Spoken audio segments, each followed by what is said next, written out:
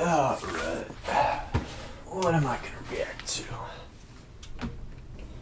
Teenager reacts to Mad Villain. This kid doesn't look like a teenager.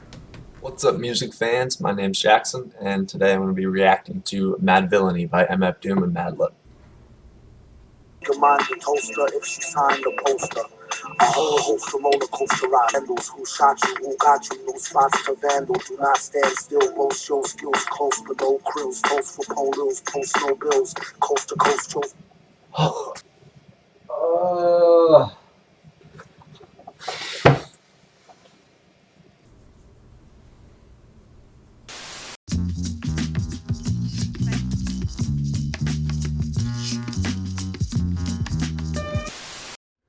What's up, music fans? My name's Jackson. Today I'm going to give my personal top 25 favorite MF Doom tracks. Man, this may sound really weird to some of you guys, but I've actually wanted to make videos like this ever since I started my channel. I love taking my favorite music and kind of just thinking about logistically what parts of it I like the best, which gives me the biggest eargasm, and what makes me revisit certain songs the most. I think it's really basic to do lists like this for artists that get so much love already, so I really wanted to use this channel to discover these artists, react to their music, and then contextualize it into lists, so then not only can you guys see my appreciation for all the music in general, but see how that music palette develops and how I feel about it retrospectively. So for Doom, being here is a pretty awesome feeling because I really feel like this channel is what has made me so connected to MF Doom and his music. I mean, without that Mad Villainy reaction, I feel like I would not have become a huge fan of his music. And let me explain exactly what happened there. I didn't originally plan on making this channel a permanent thing like it is now, or putting nearly as much effort into it as I have been recently, but I wanted to at least get it started. And I believe I recorded that video on January 2nd, and it was obviously the day after we learned about MF Doom's passing, but I know that this may not be believable to all of you guys, but I had that idea about a couple weeks prior, and I was so on the fence about it for the whole time. Do I start this channel? Do I not? And if you guys have never done something like that before, it's a really difficult leap of faith. Just getting started, putting yourself out there, being in that vulnerable position is really hard, and I've come to peace with it now and I really enjoy it, but that first video was really hard to film, edit, and record because the amount of doubts you have in your mind about the consequences, the struggles, the frustration, it gets pretty bad. And so I don't want to say that Doom's death was God telling me I should make this channel, because that doesn't seem right. God wouldn't do that, but I feel like the timing of us learning about it was. And so that catapulted my love for Doom, and reacting to that that's probably still my favorite reaction I've ever done, and I know that's the corny one, but it really is, man, because I think it's the best album I've reacted to, as well as the one that I just went crazy for the most off of first listen. So now here we are, top 25 MF Doom songs. I spent a lot of time making and compiling this list, and I'm gonna get started with number 25. But first, I just want to give a quick shameless call to action. If you guys have been watching my content or you like my MF Doom content, it's not gonna go away. And it really helps me out if you guys would subscribe and make that number go up by 1, because that's how I get the motivation to push these videos out. It makes me feel a lot better as I edit a video, looking at that subscriber count go up more. It just makes you feel better. I hope it doesn't come off as ingenuine when I say that, because it's really how I feel, and I do appreciate every single one of you guys. And I know that the internet is such a vast place now, and each person seems a little bit less important, but to me, you guys are all the same. I would really encourage you guys to go in the description, check out my Discord, and join it, and I'd love to get to know you a bit more personally. Number 25 is going to be Crosshairs off of the Danger Doom record that I heard recently. I love how erratic this instrumental is, as well as how Doom flows over it. It felt like he kind of switched up his flow in a very rare instance, and I really liked that about it. Number 24, I'm going to go with the crazy, the weird, the innovative Tick Tick off of Doomsday. I mean, when you talk about experimental hip-hop, this to me is where the line is. The way that the beat has these, well, tick ticks, and it goes tick tick, tick tick tick tick, tick tick tick. Okay, that really did not illustrate my point well at all, but the way that it speeds up, slows down, stops, there's no rhythm to it, yet the song has a nice little flow and poise to it, and it's really enjoyable. Number 23, my pick is going to be A Dead Mouse off of the Vaudeville Villain record. I love the metaphor of the dead mouse and how this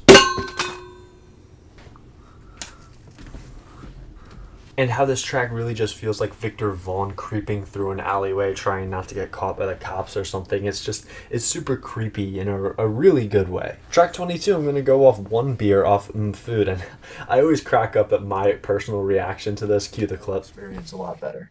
Track 4 is One Beer. Ooh.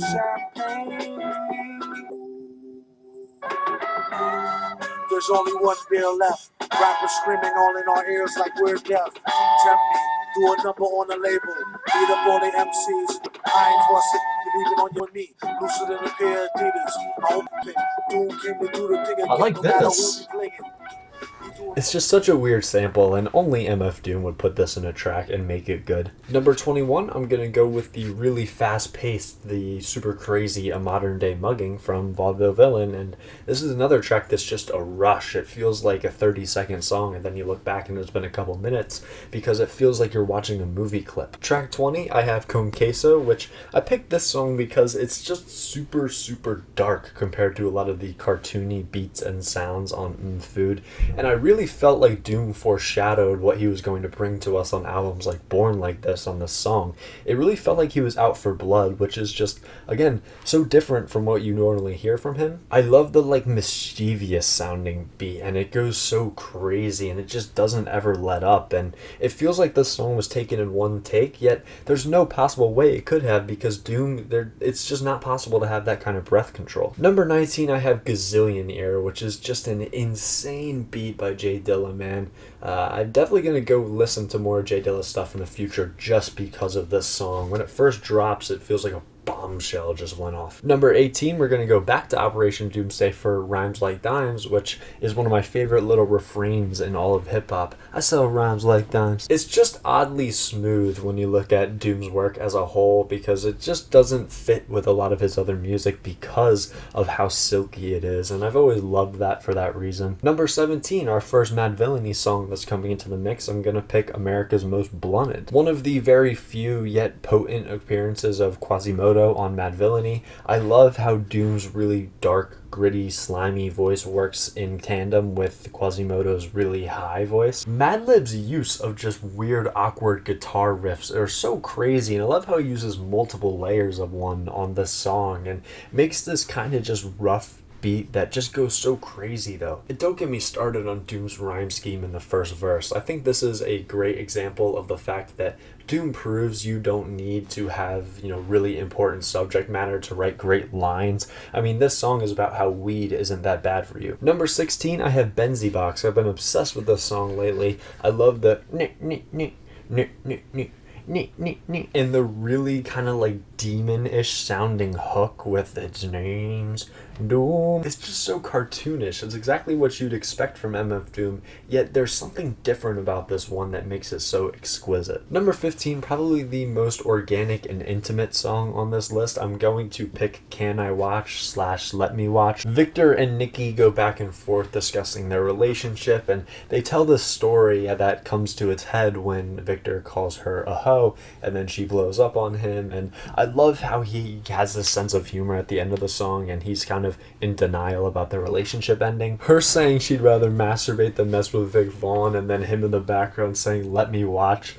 Oh man, it's so funny. It's getting really hard now, but number 14, I'm gonna have to pick Raid off of Madvillainy. I love how it sounds like a chopped up Game Boy beat. It sounds like it could have been on a Mario soundtrack or something, but Madlib just flips it so well, and I love the start of this verse.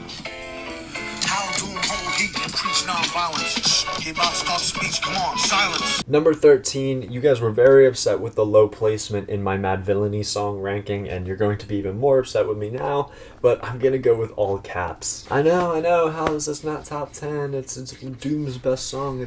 Look, man, if it wasn't named All Caps, you guys would not praise it this much, let's be honest. It's a really short yet potent song from Madvillainy that works really well with the rest of the track list, but it doesn't add very very much to the album besides the fact that Doom says make sure it's all caps when you spell the man name. I mean, that's it. That said, I love the piano. The beat really is so butter, as MF Doom puts it. It sounds like it's rolling over itself. Fantastic song. Number 12, and my favorite off of Vaudeville Villain, I'm going to pick Lick Upon. There's just something about the way Doom flows over this really stripped down beat that has always made me obsessed with this track.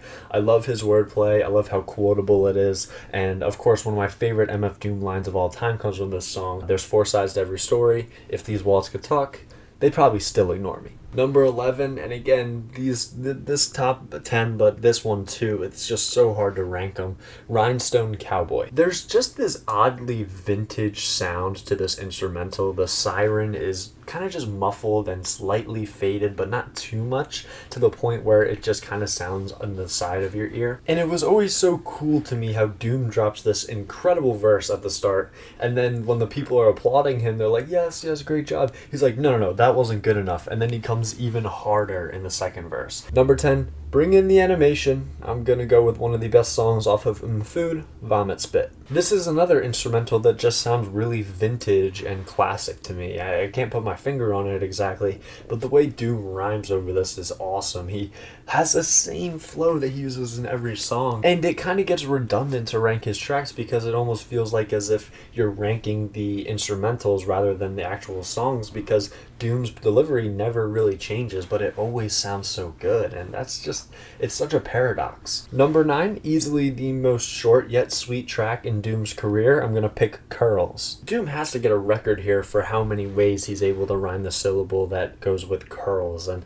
I love how he tells a story, yet talks about some really dark lyrics about a schizophrenic, and oh man, this beat is so just kind of like vibey too. It really reminds me of like a bar kind of thing, like a chopped up sample of a soundtrack from a bar almost. Number 9, probably the bounciest song on Food, I'm gonna pick Potholders. Count Bass D with a truly amazing feature here, and I love how both of them rhyme over this beat with such confidence, and again, it brings a lot of bounce. I love how this boom, boom goes in tandem with their and then of course this metaphor for potholders is if you're holding up these really hot lines, these really hot bars, and as in the song, but also as food, because that's what the album is about.